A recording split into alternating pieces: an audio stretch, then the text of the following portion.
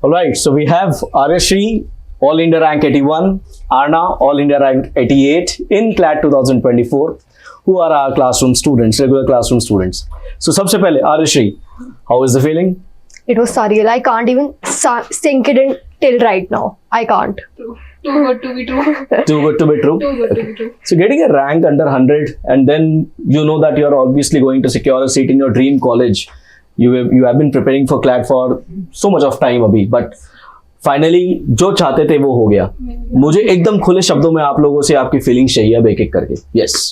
I never thought in my wildest dreams कि मैं NLSI जाऊंगी. बिल्कुल नहीं सोचा था.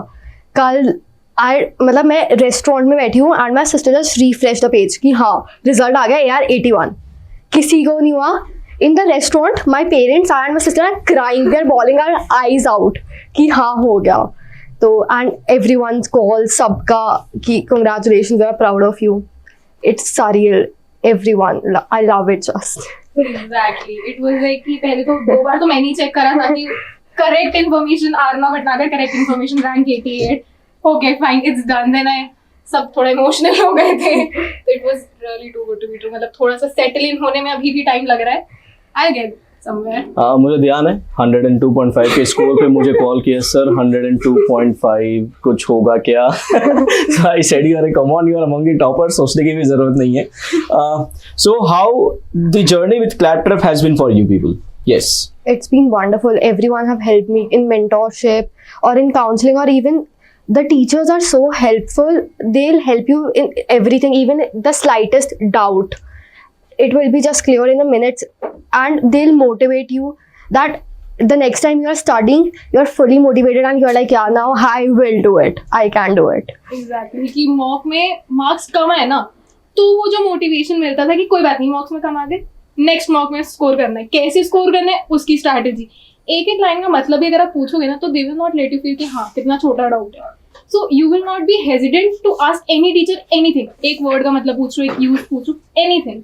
सो मेरे लिए स्पेशली वो बहुत इंपॉर्टेंट था, because I am a bit hesitant to ask doubts. और उसमें थोड़ा टीचर्स के साथ बहुत अच्छी वो थी केमिस्ट्री. दे वर हेल्पफुल वेरी वेरी.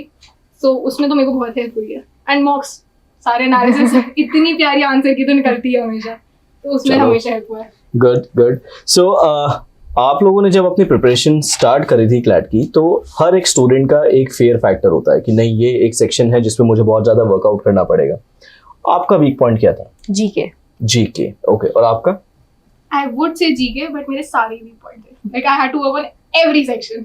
सो उसमें धीमे धीमे करके सब में ही मार्क्स पड़ रहे थे. बट या GK and maths were very very weak. Okay. So how did you cope up with GK? Revision is the key for GK in everything. Like GK में जितना revision करोगे उतना सही है. I read the same handout for 500-600 times जब जाके तुम्हें होगा. But तब तो कुछ सेटल होगा कि हाँ अच्छा अब याद है. It will kick in when you know read the question and MCQ का आंसर करोगे. तो अब यहाँ से एक लॉजिकल क्वेश्चन ये अराइज होता है, क्योंकि इस साल का जो जीके था that was not actually GK. तो जो आपका वो फेयर फैक्टर था या बोलो वीक पॉइंट कह लो, आपने उस पर वर्कआउट भी कर लिया, लेकिन वो तो हटेगी अब एक तरीके से. Then how did you cope up with other sections? मेरा तो ये था कि जितने क्वेश्चंस प्रैक्टिस कर सकते हो, मॉक्स को बहुत रिवाइज करें. मॉक्स की जो क्वेश्चन में गलती हुई थी ना, उसका एक एक चीज देखो कि कहाँ कहाँ गलती हुई है. कुछ गलत इंटरप्रेट करा, कुछ ऑप्शन ढंग से नहीं पढ़ा. मॉक्स का मेरी मतलब सेगमेंट वाइज ही मेरी हमेशा से स्ट्रैटेजी रही है कि मॉक्स को एनालाइज करना है. बेस्ट तरीका मेरे लिए वही रहा है. तो मेरे इम्प्रोवाइजेशन एवरी मॉक में हर मार्क्स में बढ़े, and that was because her mock का एक एक क्वेश्चन एनालाइज करा है जो गलत हुआ है. चलो वेरी गुड. सो मतलब आप लोग जो भी CLAT Prep के थ्रू आपके पास एक्सप्लेनेशंस आते थे रिटन में या वीडियो एक्सप्लेनेशंस आते थे हर एक मॉक के, तो आप लोग उसको गो थ्रू करके क्या क्या टेक अवेज है? मेरे तो बेसिकली क्रिटिकल में ही रहे थे कि ऑप्शंस को और ढंग से पढ़ लूँ तो मे बी ऑप्शंस में ही आंसर मिल जाए. मे बी फिर लीगल में होता था कि येस और नो का जो डाउट होता था, येस येस का डाउट होता था, उसमें इंटरप्रिटेशन सही करना है, क्वेश्चन ढंग से पढ़ना है, कुछ छूट ना जाए. तो मेरा यूजुअली यही रहता था. कॉम्प्रिहेंड हो जाता था, बट वहीं पे कहीं चूक हो जाती थी कि ऑप्शन ढंग से नहीं पढ़ा, उसको ढंग से एनालाइज नहीं करा कि अच्छा हाँ बेटर ऑप्शन क्या था. तो वहीं से हमेशा मार्क्स बढ़े मेरे. और आपका क्या है? जैसे मॉक एनालाइज में हर आंसर की में एक था कि ABCD सबका एक्सप्लेनेशन था कि, तो उससे प्रॉपर हेल्प होती थी कि हाँ मैंने ये चूज किया, मैंने क्यों चूज किया था, बट ये क्यों सही नहीं है, उससे पूरा पता चला. क्लासरूम के एनवायरनमेंट के बारे में क्या कमेंट है आपका? मजा आता है. मतलब मजे के अलावा पढ़ाई कैसी होती थी? जैसे अगर मैं पढ़ने बैठूं तो ऐसा होता था कि क्लासरूम वाज अ ब्रेक जहाँ पे यू आर स्टडिंग, रिविजन हो रहा है, कुछ नया सीख रहे हो, एंड यू नो कि क्लास के एंड में जाते जाते ना जितनी डिमोटिवेशन होती थी वो मेंटर जो था ना वो मोटिवेट करते थे कि मॉक में अच्छा करना है, बहुत अच्छी मतलब पेप टॉक्स मिलती थी। तो classroom was the pep talk time कि हाँ उसमें मोटिवेशन मिलेगा, फिर जाके वापस से एक ब्रेक मिल गया क्लासरूम का, अब वापस से जाके पढ़ना है। तो ऐसा classroom was a break for me. आपका कैसे है? सब और सारे टीचर्स आते तो सब बताते तुम एनएलयू में जाओगे तो तुम्हारी लाइफ ये होगी, ऐसा होगा। तो उसी से वो इतना मोटिवेशन था कि हाँ इसके लिए तो करना ही पड़ेगा, अभी आगे लाइफ चाहिए तो।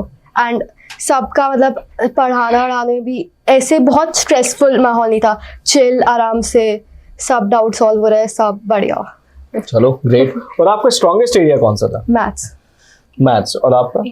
इंग्लिश। तो आपने अपने स्ट्रॉन्गेस्ट एरिया का बिल्कुल फायदा उठाया होगा इस बार क्लैट में। Got 12 on 12? या very good. What about you? English में फुल ऑन फुल? क्या बात है। So this was something which is very very satisfying for them कि इनका स्ट्रॉन्गेस्ट एरिया कम से कम ऐसा था जिसमें फुल ऑन स्कोर करके आ रहे हैं। My weakest section was also very satisfied because maths मेरा weakest था, उसमें भी फुल आ गया था 12 on 12. चलो So that was also very good. Great. अब मुझे ये बताओ अभी लास्ट फ्यू मंथ्स में, जैसे अगर क्लैट के 2-3 महीने पहले की बात करें अपन, सो हमने क्या स्ट्रैटेजी अपनाई थी क्लैट को अच्छे से क्रैक करने के लिए? अगेन सेक्शनल मेरा हमेशा सेक्शनल रहा है मेरा, एक सेक्शन को उठाकर 25 क्वेश्चन करो, सेट्स करो, टाइम को नोट योर टाइम। अगर मैं न्यूज़पेपर रीडिंग भी कर रही हूँ तो जो क्रिटिकल मैनर में उसको एनालाइज करना है, उसी एडिटोरियल को टाइम वेस्ट करना है। Very good. वो जो प्रेशर था ना दैट एक्टिव करता था माइंड को, मॉक्स में हेल्प करता था बिकॉज माइंड एक्टिव रहता था, थिंकिंग डिफरेंट होती थी कि हाँ किसी और तरीके से भी आप देख सकते हो सेम क्वेश्चन को। सो उस तरीके से हेल्प करा। मेरा सेक्शनल हमेशा राइट, मैंने मॉक्स इंटेंसिव नहीं रही है, मेरी सेक्शनल इंटेंसिव रही है। तो हमेशा इंग्लिश, जीके, मैथ्स इन सबको ऐसे करती थी section wise. Okay. Even I agree with her कि जितने मैंने क्वेश्चन सॉल्व किए हैं उतने मतलब बहुत आप बार बार क्वेश्चन जितने सॉल्व करोगे, लास्ट की जैसे रैंक बूस्टर सीरीज आई तो वो पूरी सॉल्व करना कि हाँ आपका रिविजन, एंड जो मॉक्स इवन दिए हैं उनको वापस से एक बार रिवाइज करना कि आपने जो पहले गलती किया वो आप अभी वाले मॉक्स में तो नहीं ही कर रहे। राइट। अब देखो आप लोग ऐसे एग्जाम्पल्स हो मेरे सामने जिसमें यूजुअली मॉक्स में आपका कोई बहुत एक्स्ट्रा ऑर्डिनरी परफॉर्मेंस नहीं रहा है, लेकिन फिर आप लोगों ने लास्ट में मेहनत करते करते अपने सारे सेक्शन को इम्प्रूव किया है। मेहनत करते हुए आप लोग स्टेज पे आए हो जहां पर आप ऑलरेडी रैंक 81 एंड 88 है। So what would you like to give as a message to the students, to the CLAT aspirants who are preparing for CLAT next year कि देखो मॉक इज नॉट एवरीथिंग। तो क्या आप क्या समझाना चाहोगे? मतलब मेरे लिए तो रहा है मॉक्स में मार्क्स ही नहीं आते थे, ऐसा मान लो नहीं आते थे मार्क्स, रैंक मार्क्स आते तो रैंक नहीं आती थी। So it used to be like, but mocks में कभी ना डिमोटिवेशन हुआ ही नहीं मुझे। लाइक ऐसा लगता था कि सर इसमें मार्क्स नहीं आ रहे, तो सर कर देते थे, कोई भी मेंटर मोटिवेट कर ही देता था। एट द एंड मॉक्स को लेकर रोती नहीं थी मैं। सबसे पहली बात तो ये रहता था अच्छे से मैं गलती हुई ना, अगले मॉक में करनी ही नहीं है वो गलती, कुछ भी हो जाए वो गलती रिपीट नहीं होनी चाहिए। राइट। बस उसी का ध्यान रख के मॉक्स को वो करा मैंने। आपका कैसे है? मतलब यही था कि मॉक्स वगैरह, और आपको मतलब लास्ट में बच्चों को बहुत, जैसे इस बार इजी आता, बच्चों को उधर इतना प्रेशर हो गया था कि पेपर इजी आ गया, बट आपका पेपर उस वक्त जो भी आ रहा है आपको उस एनवायरनमेंट में उस पेपर को देना पड़ेगा चाहे कैसा भी हो। एंड मॉक्स अगर आप, मैं तो ये मानती हूँ आपको कोचिंग पे आके मॉक्स देने ही चाहिए, बिकॉज Right. जो एनवायरनमेंट आपको यहाँ मिलता है वो आप चाहे खुद बाद में अकेले बिल्कुल स्ट्रिक्टनेस के साथ पेपर दे रहे हो, बट नहीं हो पाता वो, बिल्कुल नहीं हो। एंड ऑल इंडिया मॉक्स आप लोग ने जो सेंटर पे ऑर्गेनाइज करे सब ने हेल्प किया। सो क्या एक्नॉलेजमेंट है आप लोगों की तरफ से क्लैट प्रेप के मेंटोर्स के लिए? For me, every aspect of my journey for the preparation was with the CLAT prep mentors. मेरे को जीके में दिक्कत थी, मेंटोर हेल्प मी, क्रिटिकल में, इंग्लिश में, मैथ्स में, सब में mentors were there. 1-to-1 doubt solving में एक क्वेश्चन भी पूछती थी ना तो ठीक है कोई बात नहीं, उसी के ऊपर सर इतना समझाते थे कि 2 पॉइंट्स एक्स्ट्रा मिल जाते थे कि आगे कोई और डिफरेंट गलती भी ना हो। राइट। उसके ऊपर 2 एक्स्ट्रा पॉइंट्स मिल जाते थे सर से। It's not just about doubt solving, it's also about कि how you are demotivated, marks इतना डिप कर गए सर, ये मॉक डिफिकल्ट था या मेरे ही मार्क्स नहीं आए। तो उस पर जब सर मोटिवेट करते थे कि नहीं इतना ओवर थिंकिंग भी नहीं करनी है, बट हाँ करेक्ट जो पाथ पे माइंडसेट रहना चाहिए ना, वो पूरा जो रहा है वो सारे मेंटोर्स ने ही हेल्प करा है। चलो what about you? I am very thankful to CLAT Prep, सारे teachers. I mean, I wouldn't be sitting here if without you guys, never. I won't have imagined this. चलो, सो व्हाट मैसेज, आपका last message बताओ students के लिए जो लोग prepare करेंगे CLAT के लिए, एलेट के लिए, आप उनको क्या मैसेज देना चाहोगे, क्या करना अगले, चाहिए? अब मैं बता रही हूँ 6 महीने, मुझे तो यही एक्साइटमेंट है एनएलयू में क्या लाइफ होगी। तुम लोग भी सोच लो, मैं बता रही हूँ 5 साल वहाँ जो मजे आएंगे वो यू वोंट रिग्रेट कि तुमने 6 महीने कुछ भी नहीं किया, सिर्फ पढ़े हो। जब वो 5 साल वहाँ तुम दोस्तों के साथ जो मजे करोगे ना, उसके सामने कुछ भी नहीं होगा। Everything will be worth it, everything. मैं इधर इंटरव्यू मैंने कभी नहीं सोचा था, बट अब दे रही हूँ, बहुत मजे आ रहे हैं।